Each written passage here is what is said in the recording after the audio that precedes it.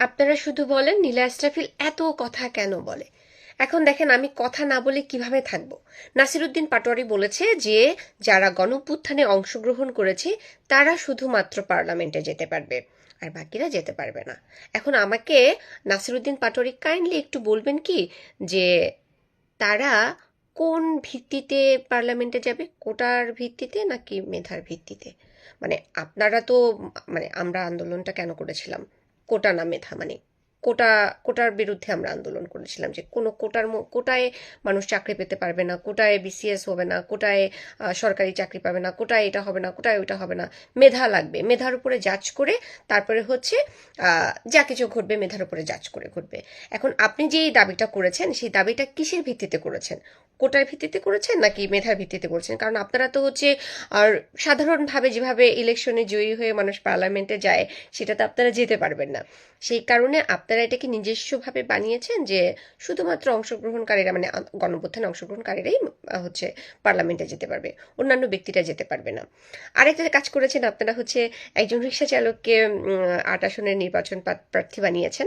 ওকে, এটা মানবিক দিক থেকে যদি আমরা ভাবি এটা খুবই ভালো একটা জিনিস, কিন্তু বাস্তবতাটা কি? মানে যখন হচ্ছে তাকে বাজেট নিয়ে কথা বলতে হবে, যখন তাকে দেশের অর্থনীতি নিয়ে কথা বলতে হবে, দেশের ভালো মন্দ নিয়ে কথা বলতে হবে, বিদেশিদের সাথে কথা বলতে হবে, বিদেশে যেতে হবে, তখন সে কিভাবে কথা বলবে? মানে সে, তার তো ন্যূনতম পড়াশোনা লাগবে, সেটা কি? মানে আপনারাই তো বলেছেন যে মিনিমাম এইটুকুন পড়াশোনা না হলে আম, কেউ মনোনয়ন পাবে না। তাহলে আপনারা তাকে কি পড়াশোনার ভিত্তিতে বা কিসের ভিত্তিতে হচ্ছে তাকে মনোনয়ন দিলেন জানে না।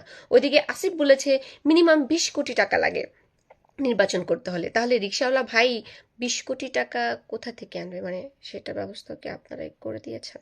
মানে আপনারা তো এটা করেন প্রতিদিন রাতের বেলা আসিফের বাসায়।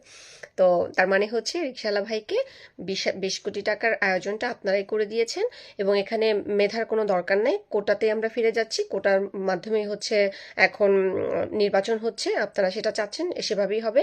আর একটা কথা বলেছেন ওই ভদ্রলোক, রিক্সা চালক মামা বলেছেন যে নর্তকীরা যদি হচ্ছে আম, পার্লামেন্টে যেতে পারে তাহলে একজন রিক্সা চালক যেতে পারবে কিনা। আচ্ছা, আপনারা বলেছেন, মানে আমরা বলেছি, আমরা সবাই বলেছি যে হাসিনা সরকারকে আমরা চাই না, আমরা নতুন রাষ্ট্র চাই।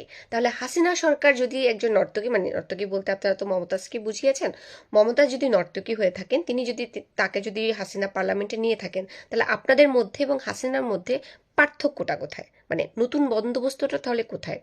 হাসিনা নর্তকীকে নিয়েছে, আপনারা রিক্সাওয়ালাকে নিচ্ছেন, মানে আপনাদের মধ্যে আর হাসিনার মধ্যে পার্থক্য কোথায়?